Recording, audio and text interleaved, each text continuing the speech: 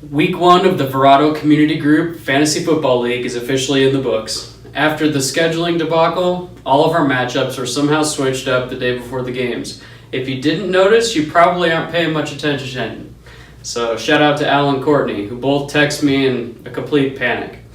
Well, this brought on Week 1 with some interesting matchups, so let's review how it all went.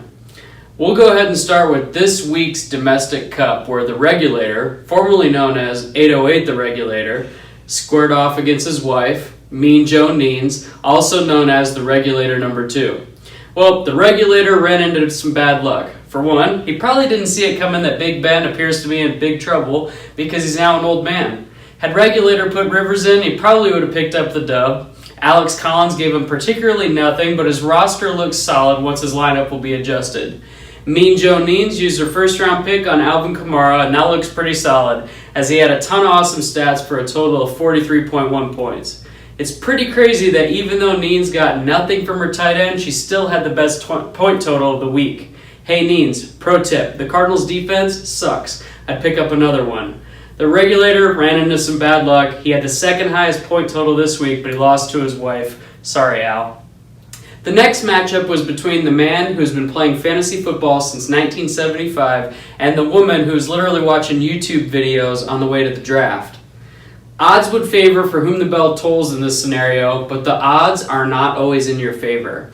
Mariota had a little lamb who has an awesome name of the best quarterback in Oregon Duck history, had already run into issues as the real Mariota had a little injury.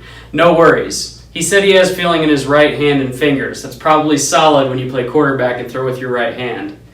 He only put up 1.6 points, but holy cow, Lamb got some solid points from Saquon Barkley, but ultimately was carried by her defense, the Vikings, who had all kinds of turnovers on old Jimmy G, who appears to be colorblind. The problems were all over the map for bell tolls as his number 1 pick refuses to play. Then his quarterback gets hauled off on the cart with a knee injury, then comes back all miraculously and beats the Bears on Sunday night. Unfortunately for Tolles, he only had one of his skill players score over 10 points. He's going to need to get it together. He loses this week 114 to 91.4. I'll say this. Never in my life did I think my wife would be checking fantasy football stats on a mid-Sunday afternoon. She's usually deep into her nap, checking Instagram, or whatever, while I'm watching the Cardinals forget how to play football. But not this week, as her first fantasy matchup put her against Team Cardiac Cards, the old Wiley fantasy veteran.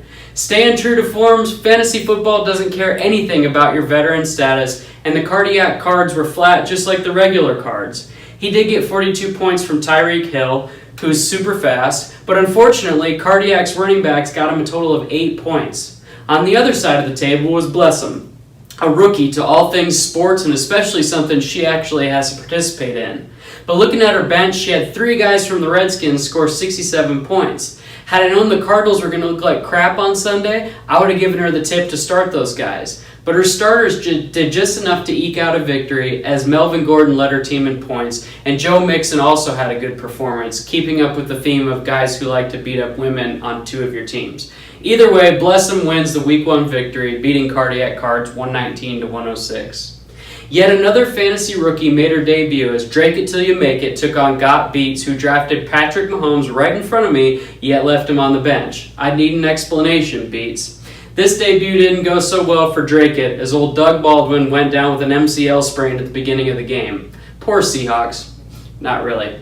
Travis Kelce also looks lost without Alex Smith, and Drake It the only thing cool about Kenyan Drake is his name. Unfortunately, someone has to score the least amount of points, and this week it was you. Beatz didn't have many concerns as he starts 1-0. Golden Tate looked like the only guy in the Lions that was trying.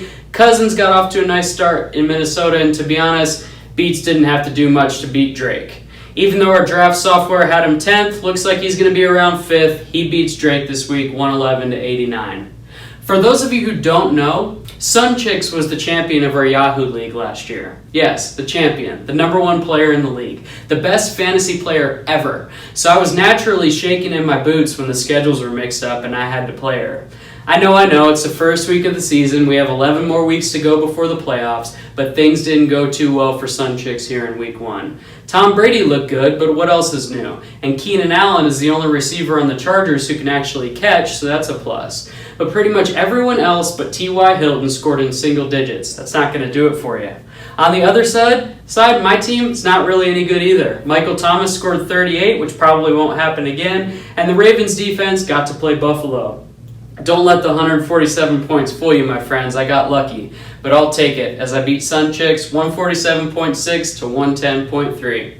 Hope you all enjoyed the first week. I'm looking ahead to week 2. Hope you guys are looking forward to it.